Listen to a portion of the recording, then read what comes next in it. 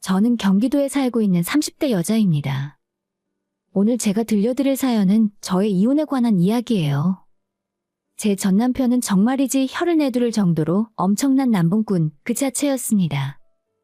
바보같이 그런 줄도 모르고 결혼했지만 하늘이 도왔는지 제 나름대로 복수를 하고 이혼할 수 있었어요. 이제 내년 봄이면 저는 새로 사랑하는 사람과 다시 부부의 연을 맺게 됩니다. 예정에 없던 두 번째 결혼이지만 여기서 속에 남은 것들을 훌훌 털어버리고 새롭게 시작하고 싶어 사연을 보내게 되었어요. 남편과 저는 직장을 다니던 중에 만났습니다. 저는 갓 들어온 신입사원이었고 그 당시 남편은 대리였죠. 남편은 저를 처음 보자마자 끈질기게 쫓아다니면서 자기가 일을 가르쳐준다느니 퇴근하고 같이 밥을 먹자며 따라다녔습니다. 저는 입사하자마자 회사에서 이상한 소문이 나는 것이 두려웠고 특히 사내 연애는 절대 하지 말라는 주변 선배들의 조언으로 남편의 관심을 거부했어요. 하지만 제가 아무리 밀어내도 남편은 끈질기게 들이대더라고요. 참 대단한 열정이었습니다. 제가 싫다고 하니까 오기가 생긴 건지 자존심 다 내려놓고 아침 저녁으로 따라다녔죠. 이러니 회사에 소문이 안 날 수가 없었습니다. 오죽하면 과장님 부장님들이 이쯤하면 그만 튕기고 마음을 받아주라 할 정도였어요. 하지만 이 남자는 회사 사람들의 시선은 아랑곳하지도 않고 오로지 제게 직진을 하더라고요. 저는 그 일방적인 관심이 정말 싫고 기분이 나쁜 걸 넘어서 불쾌했습니다. 일단 제 스타일도 아니었고요. 하지만 사람 마음이라는 게 참 웃기는 일인 것이 10번 찍어 안 넘어가는 나무 없다는 말처럼 매일 출근해서 얼굴을 마주하고 지내다 보니 어느 순간은 저도 그런 일방적인 고백이 싫지 않았습니다. 결국 반년 만에 그 사람의 마음을 받아들였고 2년 정도 사내 연애를 하다가 결혼까지 꼴이 나게 되었죠. 여보, 식사 준비하느라 고생했는데 설거지는 내가 할게. 그냥 밥 다 먹으면 그대로 두고 일어나. 소파에 누워서 좀 쉬고 있어. 결혼하고 나니 이 사람은 문자 그대로 좋은 남편의 모범이 되는 사람이었어요. 제 손에 물 한 방울 안 묻힐 정도는 아니었지만 항상 저를 끔찍하게 아껴주었고 공주 대접을 해주었습니다. 저는 남편의 무한한 사랑을 받으면서 이 사람과 결혼하길 참 잘했다고 생각했습니다. 신혼생활 1년 정도 보내고 그 뒤로 이세 계획을 세워나갔지만 좀처럼 제 마음과 다르게 아이는 생기지 않더라고요. 아이를 갖고 싶어서 병원도 다녀보고 한약도 지어 먹어보고 남편과 부단한 노력을 했지만 쉽게 생기지 않았습니다. 조급한 마음에 시간이 지날수록 점점 지치고 힘들어졌습니다. 괜찮아. 우리도 할 만큼 했잖아. 이제는 편하게 생각하자. 정 안 되면 우리 둘이 살면 그만이지. 그럴 때마다 남편은 불안한 제 마음을 위로하며 걱정하지 말라 했어요. 비록 원하던 아이가 생기지 않아 힘들었지만 자상한 남편이 있었기 때문에 위안이 되었습니다. 저를 향한 남편의 사랑은 영원히 변치 않을 줄 알았어요.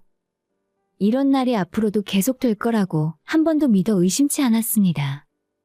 그 생각이 흔들리기 시작한 건 그로부터 얼마 지나지 않았을 때였어요. 여보, 왜 이제 들어와? 내가 얼마나 기다렸는데. 전화는 왜 안 받고? 오늘 무슨 날인지 몰라서 그래? 늦게 오면 늦게 오는 이유가 있겠지. 안 그래도 일하느라 바쁜데 왜 아까부터 전화를 계속하고 난리야? 아무리 기다려도 안 들어오니까 그렇지. 오늘 우리 결혼기념일이잖아. 결혼한 지 얼마나 됐다고 태도가 싹 변해버린 남편을 보면서 저는 당황스러웠어요. 하도 아이가 생기지 않아서 일단 몸과 마음을 편하게 하려고 저는 회사를 그만두었고 전업주부로 지내고 있었어요. 남편과 충분히 상의를 한 일이었고 오히려 남편이 먼저 회사를 그만두라며 권했습니다. 하지만 겨우 반년 만에 남편의 태도가 싹 달라졌어요. 집에 있는 날이 점점 줄어들더니 밖으로 돌기만 하더라고요. 원래도 친구와 술을 좋아하던 남편이었는데 저를 뒷전으로 취급하며 귀찮아했습니다. 뭐? 배란 일이 뭐 어쨌다고? 어차피 안 생기는데 노력해봐야 뭐해. 그 정도로 애가 안 생기면 뭐 어디 하나 문제라도 있는 거겠지. 병원에서 문제 없다고 했잖아. 그러니까 우리 둘이 더 노력해야지. 당신 요즘 나한테 하는 태도가 왜 그렇게 달라졌어? 벌써 권태기라도 온 거야? 나 좀 가만 놔둬. 온종일 밖에서 시달리다가 이제 집에서 좀 쉬자는데 그만 좀 귀찮게 하라고. 그리고 우리가 연애하던 시절도 아니고 당연히 시간이 지나면 마음도 달라지는 거지. 언제까지 나한테 징징댈 거야? 퇴근하면 매일 술 마시고 집에 들어와 피곤하다며 방으로 쏙 들어가 버리고 귀찮아지는 게 점점 많아지더니 점차 저를 향한 사랑과 관심이 소홀해져만 갔습니다. 예전에 비해 많은 것이 달라진 남편이지만 저는 그저 맞벌이를 하다가 갑자기 혼자 외벌이를 하는 상황이 되니 일이 힘들고 가장으로서 부담감이 늘어서 그런 것 같다고 생각했습니다. 다른 부부들도 이때쯤 다 겪는 권태기라 생각하며 스스로를 위로했어요. 남편 말대로 영원히 뜨거운 사랑을 할 수는 없는 거니까 내가 더 이상 많은 걸 바라면 안 된다고 생각했죠. 하지만 그렇다고 해서 서운한 마음이 없는 건 아니었죠. 여자로서 서운한 마음은 한가득이었지만 제가 더 노력하면 충분히 극복할 수 있는 문제라고 여겼습니다. 바로 남편의 외도 사실을 알기 전까지만 해도 그렇게 생각했어요. 사모님, 저 대리기사인데요. 사장님께서 많이 취하신 것 같아요. 지금 아파트 주차장인데 아무리 깨워도 안 일어나시네요. 제가 지금 빨리 가봐야 해서 혹시 내려와 주실 수 있나요? 아, 네, 죄송합니다. 제가 지금 바로 내려갈게요. 남편은 이날도 밤늦게까지 술을 마시고 대리를 불러 집에 돌아왔습니다. 한참을 연락도 없는 남편을 기다리다가 남편 전화에 반갑게 핸드폰을 들었지만 남편이 아닌 남편 차를 운전하고 온 대리기사였어요. 어디서 술을 떡이 되도록 마시고 온 건지 돈 낼 생각도 없이 조수석도 아니라 뒷자리에서 쓰러져 자고 있었습니다. 저는 대신 대리기사님에게 돈을 지불하고 쓰러져 자고 있는 남편을 바라보고 있었죠. 여보, 일어나봐. 대체 술을 얼마나 많이 마신 거야? 인사불성이 된 남편을 아무리 흔들어 깨워봐도 도무지 일어날 기미가 보이지 않았습니다. 저 혼자 그 무거운 남편을 어떻게든 데리고 집에 가야겠다 싶어 남편을 부축해 일으키려는데 순간 차 뒷좌석 틈에 뭔가 떨어져 있는 걸 발견했어요. 이게 뭔가 싶었고 지금 이걸 먼저 확인해야겠다는 생각이 들었죠. 남편은 그대로 두고 의자 틈에 있는 걸 빼서 확인을 했더니 여자들 입술에 바르는 틴트였습니다. 브랜드나 색깔이나 제가 쓰는 건 전혀 아니었고 저한테 선물을 해주려고 산 것도 아닌 것이 이미 절반 정도 쓰던 중고였어요. 저는 이게 왜 남편 차에 있는지 의문이 들기 시작했습니다. 일단 틴트를 챙겨 주머니에 넣고 혼자서는 도저히 힘이 붙여 경비 아저씨의 도움을 받아 간신히 남편을 데리고 집으로 들어왔어요. 안방 침대에 남편을 집어 던져두고 혼자서 누구의 것인지도 모를 그 틴트를 바라보고 있으니 자꾸 안 좋은 생각이 들었습니다. 그러다 안 되겠다 싶어 남편의 옷을 몰래 뒤지기 시작했습니다. 옷에서는 별다른 걸 확인할 수 없었지만 남편 지갑 안에서 꼬깃하게 접힌 영수증을 하나 확인했어요. 불과 며칠 전에 어느 숙박업소 영수증이더라고요. 설마 했지만 명확한 증거가 나타나자 저는 놀란 마음을 뒤로하고 자고 있는 남편의 핸드폰을 확인했습니다. 다행히 지문 인식이라 남편 손가락을 가져다 대니 잠금이 풀리더라고요. 그리고 그 핸드폰 속에서 명백히 남편이 외도를 하고 있는 증거를 발견할 수 있었습니다.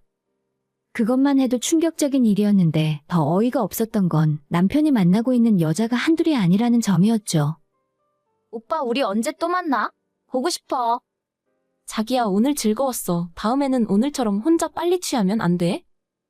메시지며 사진이며 다른 여자와 나눈 카톡 대화가 엄청나게 많더라고요. 인정하기 싫은 증거들이 눈앞에 쏟아지니 지금까지 쌓아온 모든 것이 무너지는 기분이었습니다. 죽을 때까지 저만 사랑해줄 거라고 철석같이 믿었는데 사랑에도 유통기한이 있다는 걸 뼈저리게 느낄 수 있었어요. 이 정도면 의심이 아니라 확실한 정황 증거를 다잡은 상황이었습니다. 남편이 외도하고 있다는 걸 알게 된 이상 이세 계획이고 뭐고 필요 없어졌어요. 다음 날 저는 아침에 일어나 숙취에 시달리는 남편에게 꿀물까지 타서 가져다 주었습니다. 밖에서 헛짓거리하고 다니는 저런 인간이 뭐가 이쁘다고 꿀물까지 챙겨주나 싶겠지만 저는 확실하게 남편에게 복수를 하기 위해 아무렇지 않은 척 연기를 계속할 생각이었죠. 전날 확인한 것보다 더 확실한 물증을 확보하고 싶었으니까요. 아니, 어제는 어떻게 된 거야? 나 어떻게 집에 들어왔어? 주차장에서 대리기사가 전화했더라. 내려가 보니까 자기는 뒷자리에 뻗어서 정신을 못 차리던데. 대체 누구랑 그렇게 마셨어? 그냥 거래처 사람이지 뭐. 거래처 사람 누구?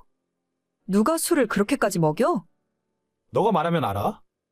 됐고 북엇국 좀 시원하게 끓여봐. 속 풀어야겠다. 여자랑 마신 걸 뻔히 아는 상황이었지만 천연덕스럽게 거래처 사람과 마셨다는 남편을 보며 속이 뒤집힐 것처럼 화가 났지만 간신히 이성을 잃지 않았어요. 당장이라도 머리털을 다 쥐어뜯으며 어떤 년이랑 놀아났냐 묻고 싶었는데 지금은 꾹 참아야 했죠. 저를 배신한 남편의 외도 증거를 확실하게 잡고 모든 재산을 빼돌릴 계획이었으니까요. 남편이 출근을 하자마자 저는 대충 옷을 챙겨 입고 남편을 뒤따라갔어요. 그리고 남편의 수상한 행동을 하면 모두 사진으로 찍어두었습니다. 그렇게 며칠 미행을 해봤더니 얼마나 구린 놈인지 알 수 있었어요. 퇴근하고 만나는 여자는 매일 달라졌고 심지어 만나자마자 바로 숙박업소를 가거나 아예 여자가 혼자 사는 집에 함께 들어가기도 하더라고요. 더 따라다닐 것도 없었습니다. 일주일도 되지 않아 증거 사진은 차고도 넘쳤어요. 거기에 남편이 술에 취해 잠들었을 때 핸드폰에 있는 모든 대화 내용을 이미 제 핸드폰으로 옮겨둔 상태였죠. 그렇게 증거는 증거대로 모으고 있었고 부부 공동 관리하는 통장에 있는 돈은 전부 따로 빼돌리고 있었어요. 그렇게 지내던 어느 날이었습니다. 나 주말에 출장 가야 돼. 당신도 친정에 가던지 알아서 해. 무슨 출장을 주말에 보내고 그래? 나도 가고 싶어서 가는 게 아니야. 거래처에서 그날밖에 시간이 안 된다는데 어떡하냐? 자기도 우리 회사 다녀봐서 알잖아. 위에서 시키면 시키는 대로 해야지 뭐. 그래, 이번에는 혼자 가는 게 아니라 여자랑 같이 가나 보네? 효진이랑 같이 가는 거야? 사진 보니까 이쁘게 생겼더라. 뭐? 그게 무슨 말이야? 당신 핸드폰 봤어. 주말에 같이 강원도 리조트로 간다며? 스키 탄다고 엄청 들떠있더라. 사실 저는 남편이 출장 핑계대고 내연녀와 강원도로 놀러갈 계획이라는 걸 진작부터 알고 있었어요. 뻔뻔하게 주말 내내 출장을 간다고 거짓말을 하는 남편을 보며 그냥 이참에 이혼 선언을 해야겠다 싶어 사실대로 털어놨죠. 남편은 순간적으로 얼굴빛이 싹굳더니 눈알을 이리저리 굴리더라고요. 어떻게 빠져나가나 어떻게 변명을 하려나 기대했는데 저한테 대뜸 화부터 내는 겁니다. 너 나 자고 있을 때 핸드폰 뒤졌냐? 당연히 뒤져봐야지. 그 안에 구린 게 얼마나 많던지. 진짜 너 대단한 인간이더라. 대체 언제부터야? 언제부터 쥐새끼처럼 내 핸드폰이나 뒤지고 있던 거냐고. 그게 그렇게 궁금해? 지금 걱정해야 할 건 그게 아닌 것 같은데? 내가 어떻게 할지를 궁금해야 하는 거 아니야? 이 와중에 내가 너랑 더 같이 살 이유가 있니? 그래서 나랑 이혼하자는 거야? 아, 내 핸드폰 뒤져봤으니 증거도 챙겼겠다. 아쉬울 게 하나도 없겠네. 그래, 이혼해. 구질구질하게 나한테 안 매달려서 좋네. 안 그래도 나도 너랑 조만간 이혼하자고 할 참이었거든. 잘못한 놈이 먼저 뻔뻔하게 이혼을 운운하니까 제 인내심이 폭발해버리고 말았어요. 바로 그놈의 뺨을 한 대 올려붙였습니다. 너가 뭘 잘했다고 나한테 이혼하자는 말을 해? 넌 그럴 자격 없어. 이혼을 해도 내가 하는 거야. 됐다. 너랑 이렇게 쓸데없이 말싸움 하고 싶지도 않아. 이제야 진정한 사랑을 만났거든. 남자답게 바람 피운 거 다 인정할게. 재산도 나는 관심 없고 너나 다 가져라. 난 앞으로 그런 푼돈 만질 사람이 아니거든. 남편은 새로 만나는 상간녀 중에 한 사람과 결혼 이야기까지 하고 있다 하더라고요. 그 여자가 저보다 나이도 어리고 집안에 돈도 많다면서 하루빨리 이혼해달라며 저를 도발했습니다. 바람 피운 걸 다 들킨 마당에 이렇게 뻔뻔한 놈이 있나 싶었죠. 여유롭게 안방에서 휘파람까지 불어가며 여행 가방을 싸는 모습을 보며 만약에 사이코패스가 있으면 저 인간이 아닐까 싶었습니다. 제 마음을 난도질해놓고 아무렇지 않게 다른 사람과 새로운 미래를 꿈꾸다니. 적어도 제가 남편에게 이 이야기를 꺼내면 무릎 꿇고 잘못했다 빌 줄 알았어요. 단 한순간도 이 인간과 같이 있기 싫어서 저는 집을 나와버렸죠. 차마 친정으로 가지 못하고 일단 친구네 집에서 며칠 지내며 고통 속에 시간을 보내야 했습니다. 주말이 되어 남편은 출장이라는 이름으로 내연녀와 여행을 떠나버렸고 토요일 저녁에 모르는 번호로 전화가 걸려왔어요. 여기 병원인데 보호자 동의권으로 연락드렸어요. 지금 남편분께서 크게 다쳐서 응급실이거든요. 보호자분 바로 병원으로 오실 수 있을까요? 귀가 먹었는지 몇 번이나 되물었는데 내연녀와 놀러 갔다던 남편이 응급실에 있다는 연락을 듣고 믿을 수가 없더라고요. 서둘러 차키를 챙겨 입원해 있다는 원주의 한 병원으로 달려갔습니다. 남편은 응급실 안에 있었고 의사에게 어떻게 된 일인지 설명을 들을 수 있었죠. 남편이 스키장에서 보드를 타다가 사고가 났고 척추신경이 손상되어서 하반신 마비가 올 수 있는 상황이라 하더라고요. 네? 하반신 마비요? 아직 확정된 건 아니었지만 남편이 허리 아래를 쓸 수 없게 될 거란 의사의 말에 갑자기 눈물이 흘렀어요. 하지만 이 눈물의 의미는 남편을 향한 동정의 눈물은 아니었습니다. 천벌 받을 놈이 마땅히 그 벌을 받는 거라서 이번 일로 내가 받았던 고통이 위로받는 느낌이라서 기쁨의 눈물이 흐르는 거였어요. 이 여자 저 여자 바람 피우고 다니지 못해 안달난 놈인데 앞으로 평생 하고 싶은 걸 못하고 살아야 하니 제 속이 다 후련했습니다. 그리고 그 모습을 제 두 눈으로 꼭 지켜보고 싶었습니다. 남편 놈이 본인의 처지를 깨닫고 피눈물 흘리는 꼴을 제 눈으로 보고 싶었어요. 그래서 남편이 수술하고 회복될 때까지 시간을 두고 옆에서 기다렸습니다. 수술을 하고 중환자실에서 나와 일반 병실로 옮겨진 후에 남편 놈의 얼굴을 보러 갔어요. 남편은 제 얼굴을 보자마자 눈물 콧물 다 흘리며 울더라고요. 어떡하지? 나 앞으로 평생 못 걷는 거야? 그래, 그걸 왜 나한테 물어? 안 그래도 어떻게 됐나 구경하러 왔어. 생각했던 것보다 더 안 됐네. 참 다행이다. 너가 마땅히 받아야 할 벌을 받는 거라서. 그게 무슨 소리야? 내가 하반신 마비가 됐는데. 너는 마음 아프지도 않아? 네 남편이 평생 휠체어나 타고 다녀야 하는 신세라고.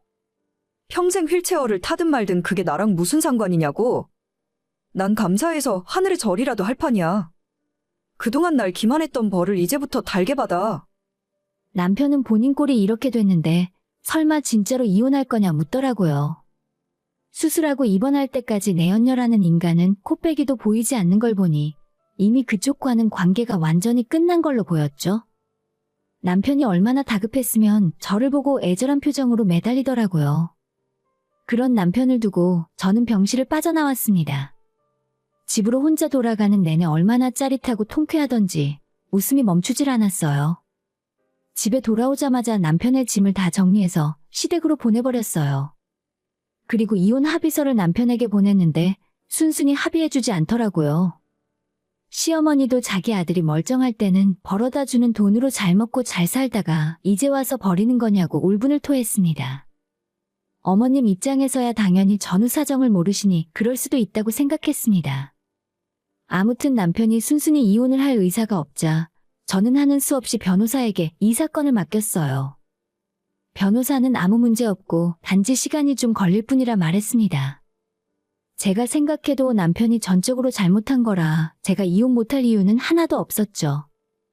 다만 그 모든 사실을 뒤늦게 알게 된 시어머니가 부랴부랴 저희 집으로 찾아와 현관문을 부서질 듯 두드렸습니다. 여기까지 이 시간에 무슨 일이세요? 야, 이 나쁜 년아!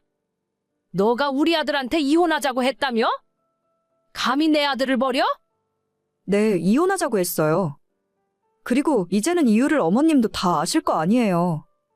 남자가 고작 밖에서 바람 피운 걸 가지고 이혼하는 게 말이나 되냐? 사회생활 하다 보면 그럴 수도 있는 거야. 시간 지나면 알아서 아물 일을 왜 긁어서 부스럼을 만들어? 아픈 애한테 이혼하자고 하는 게 사람이 할 짓이니? 저는 그런 건 잘 모르겠고요. 바람 피운 것만으로 괘씸한데 이제 마비되어 휠체어 타고 다니게 생겼는데 그걸 왜 제가 책임져요? 저는 필요 없으니까 어머님이 다시 데려가세요. 시어머니는 제 말을 듣고 화가 나서 어쩔 줄 모르는 표정을 지었습니다. 하지만 이제 와서 그래봤자 자기들만 손해죠. 아무리 머리를 굴리고 저를 협박하고 윽박질러도 해결되는 게 없자 급기야는 제 앞에 무릎을 꿇고 매달리기 시작했어요. 지금 내 아들이 얼마나 힘들어하는데 너까지 이러면 안 된다. 사람 힘들 때 버리는 거 아니라잖아. 내가 이렇게 너한테 빌게. 어떻게든 저를 붙잡고 싶은 시어머니의 마음은 정말 간절해 보였어요. 방금 전까지 저를 윽박지르던 표독스러운 얼굴과 매서운 눈빛은 온데간데 없어졌고 이제는 울며불며 매달렸습니다. 이래서 모정은 정말 대단한 거구나 싶었습니다. 저딴 인간도 아들이라고 이렇게까지 할 수 있는 걸 보면서요. 어떤 사람은 하늘이 도왔으니 얼른 이혼하라고 등을 떠밀 것이고 또 어떤 사람은 평생 걷지 못할 남편을 버리는 게 매정하다고 하실 수도 있어요. 하지만 누가 뭐라고 해도 다 필요 없고 저는 오직 제 자신만 생각했습니다. 남편이 바람을 피우지 않은 상황에서 이런 사고를 당했다면 저는 절대로 남편을 끝까지 버리지 않았을 거예요. 진짜 그것만큼은 자신 있습니다. 평생 남편과 함께 할 마음이 더욱 굳건해졌을 거라고 생각해요. 하지만 이 사람은 결혼 생활하던 중에 몇 번이고 제 마음을 난도질했어요. 심지어 대놓고 내연녀와 당당하게 여행까지 간다고 했으니 말 다 한 거죠. 그런 놈에게는 동정의 눈물조차 아까웠습니다. 하늘이 도운 복수의 마무리는 제 손으로 직접 해야만 했어요. 저는 이혼할 수 없다는 남편의 간절함을 짓밟고 바로 소송에 들어갔습니다. 시간은 거의 반년 정도 걸렸지만 기다리던 이혼 절차가 마무리되었죠. 남편은 오히려 이혼하고 남이 되니까 예전보다 훨씬 더 제게 집착을 하고 매일 하루에 한 번씩 전화를 하기 시작했어요. 한 번만 자기를 봐주러 오면 안 되겠냐고 자기가 꼭 저를 직접 만나서 잘못을 빌고 용서를 받고 싶다는 말을 하는 겁니다. 그런 남편을 저는 단 한 번도 찾아가지 않았고 이혼한 지 2년이 지난 지금은 새로운 사람을 만나서 내년 봄 결혼을 앞두고 있어요. 남편이 자꾸 질척이며 자기를 보러 오라고 할 때마다 지금 만나는 남자친구와 다정한 모습의 사진을 보내줬더니 어느 순간 포기했는지 연락이 뚝 끊어졌습니다. 이혼했으면 이제 남이고 자기 인생 알아서 살면 되는데 왜 자꾸 연락하는지 모르겠어요. 환하게 웃으면서 행복하게 살고 있는 제 사진을 보고 남편도 이젠 포기하고 본인이 할 수 있는 일을 하며 살길 바랍니다. 벌은 제가 생각하는 것만큼 충분히 받은 것 같아요. 오늘의 사연은 여기까지입니다. 구독과 좋아요, 알림 설정은 많은 힘이 됩니다. 다들 행복하시고 좋은 하루 되세요.